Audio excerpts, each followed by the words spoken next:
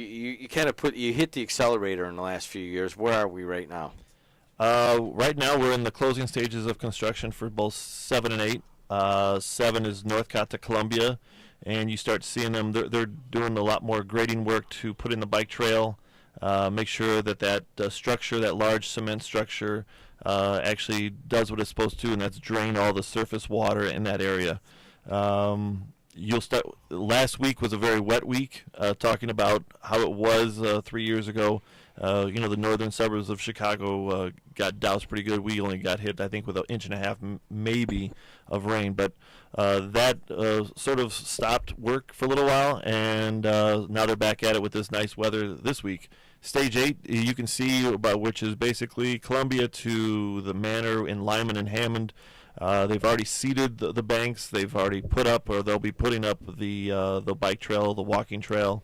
And then they're going to be working more behind Botanical Gardens and Manor Avenue with some new dirt work, putting the fencing up, make sure everything's in order. But they want to plant the grass certainly before October 15th, which is, a week from now, or maybe a little bit over a week from now.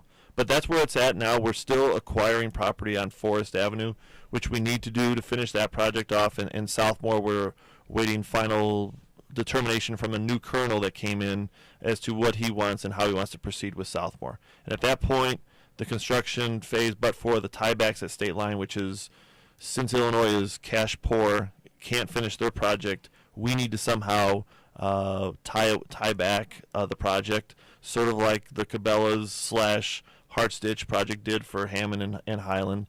And so once we accomplish that, then all those folks, in essence, could be in the process of going. And I know they're starting the process because we are doing the construction, but that's where we're at.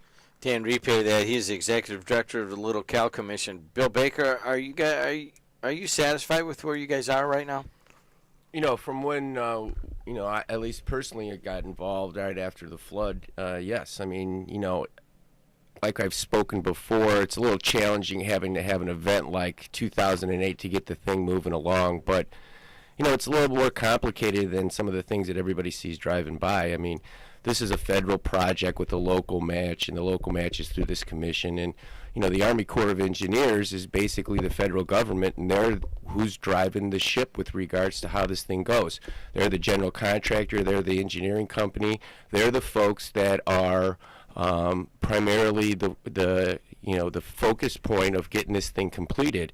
And one of the challenges that I have, at least coming from the private sector, is some of the rules change, and it's kind of hard to manage to that. But it's an understanding, and we're working with the new colonel who's been on now for a month or so, and trying to at least get it to the point where we can manage it and have some idea how we're going to move forward, because not only we need to complete it, but we also need to go back and do a lot of the deferred maintenance that has been missing for decades, and get that brought online to the point where we can make sure the whole thing gets certified. So not only do everybody get out of the floodplain as it relates to their flood insurance premiums, but also to make sure that the system does what it's designed to do, and that's to protect the community and some of our major thoroughfares from another event like we saw in 2008. Okay, once again, Bill Baker and Dan Repay in here as part of the Community Programming Initiative, kind of here to update and talk about the river, and kind of an awareness campaign about what you guys want to know. So if you have any questions about it,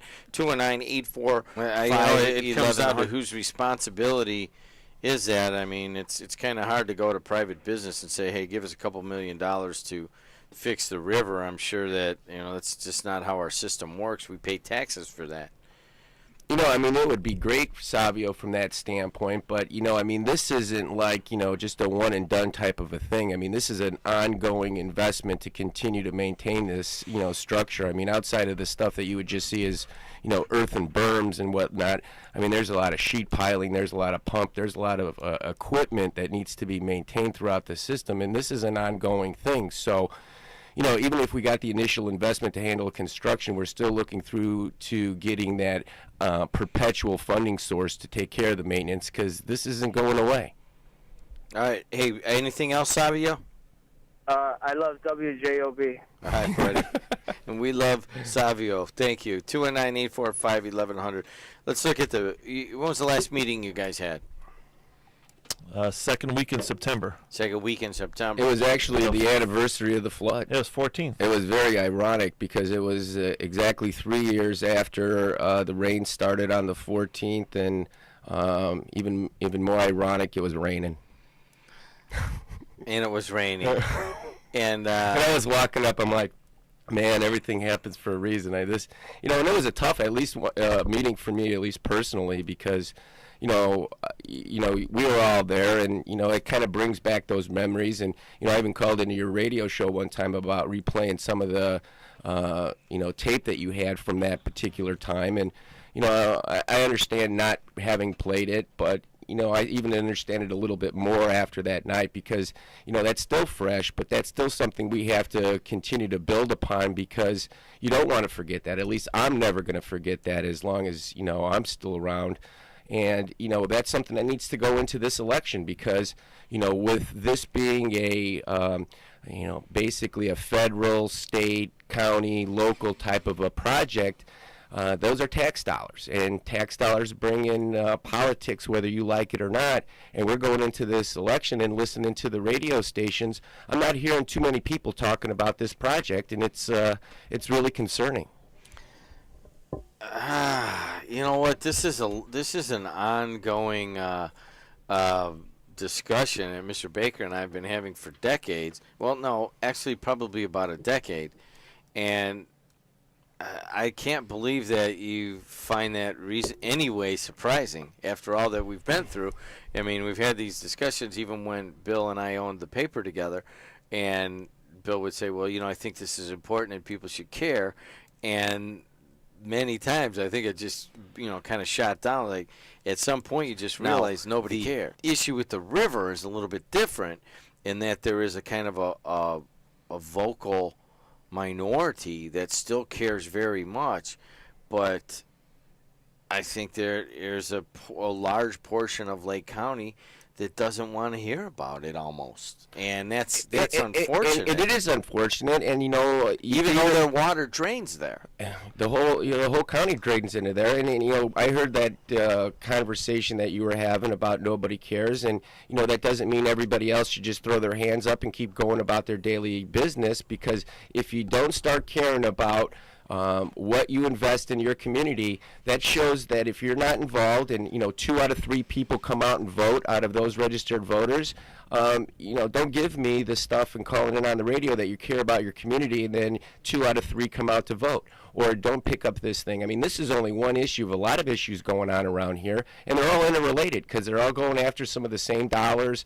It all has to do with whether we're going to work together, but I just like the conversations that we had way back when. It's like, that's fine, but instead of saying throw your hands up and just go about, I got involved. So this is one of the things that I'm doing.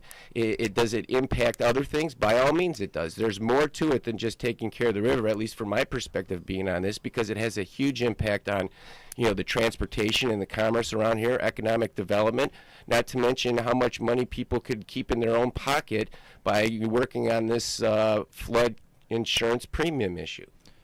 But remember, in 2008, Munster flooded, and everyone remembers Munster, but everyone, Cherville flooded, Maryville flooded, Hobart flooded, Lake Station, Gary flooded. And I think what's happening is, this is important, and it was 3 years ago, but right now many people have problems that they face right now. And that's why you talked about earlier this morning, people beating on drums and 99% for Wall Street. That's what concerns people right now, is the fact that, we just had a tax sale in Lake County where I think there was 17,000 parcels up for tax sale, which means parcels that no one paid taxes on. That means, can they afford it?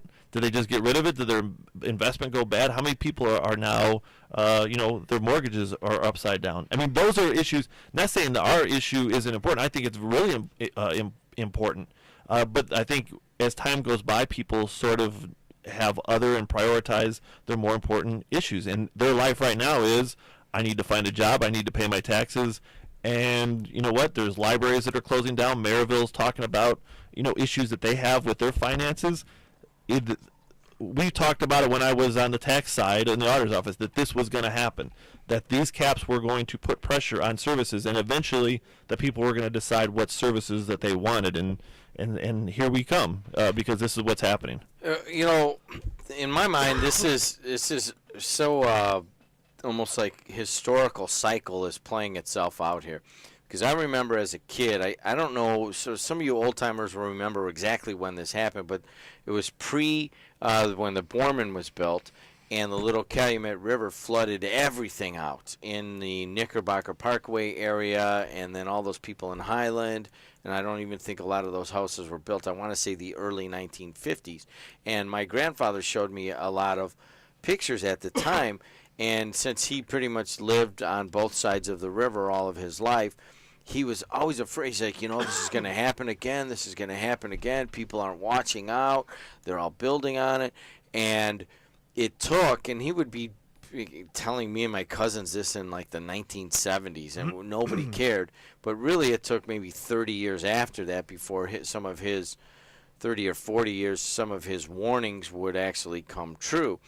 And the one thing that bothered him was that nobody paid any attention to the river. Okay, and he said, after the floods, evidently they paid some attention, and you could see, I think, actually a lot of the work that you guys were addressing was actually done after the floods of the 1950s. So it took 50 or 60 years. So if it's possible that it's playing out again. In other words, everybody cared for 2-3 years. Will it play out? Well, we'll forget about the river and go on to our other things. And can we be, left with the same kind of problems? And I'm sure you guys are well wary of that, especially with the maintenance. I mean, all you got to do is drive down any street right now and see all the possibilities where that thing can choke off if somebody doesn't get down there and fix it up. Well, and we had some problems, here over the last month with some beaver dams in some remote areas of the river. And one of the biggest challenges that I've had since I've been on here is that there's a lot of work that needs to be done, and there's no designed access points to get any equipment into some of these places along the river. And that just doesn't make any sense to me on how you have to be able to take care of some of this stuff, but you have no access to it. And a lot of that has to do with what happened over the last 25 years, because if you don't meet the certain guidelines set by the Army Corps of Engineers during their processes, those things don't get built into it, and going in after the fact is more expensive and more challenging, and it's causing us some problems as far as trying to get equipment into some of these more remote areas to do the work that needs to be done to make sure the system does what it's supposed to do. And it's frustrating from that perspective. But on the same token, this is infrastructure. I mean, this is one of the fundamental aspects you're on the air. of the What's community. up? Good morning, gentlemen. Morning. Good show. Hey, I'm just wondering how the EPA plays a role in it in the Clean Water Act. Is there any way to get federal funding help with that? Like you could, create aeration plants like they did with the CalSag in Illinois to help, financially and to clean the water up? We do have certain guidelines we have to meet to make sure the water, certain plannings are done, but that isn't the main purpose of the project. It's flood control and recreation. I understand that, but wouldn't that benefit you if you clean the water up and get federal funding with the EPA? Always, Clean Water Act? Always good to have clean water, but right now the first focus is to get them back into a situation where they can protect. Right now, all of Gary is considered unacceptable as the status in the Army Corps, which means they wouldn't certify them to protect anybody.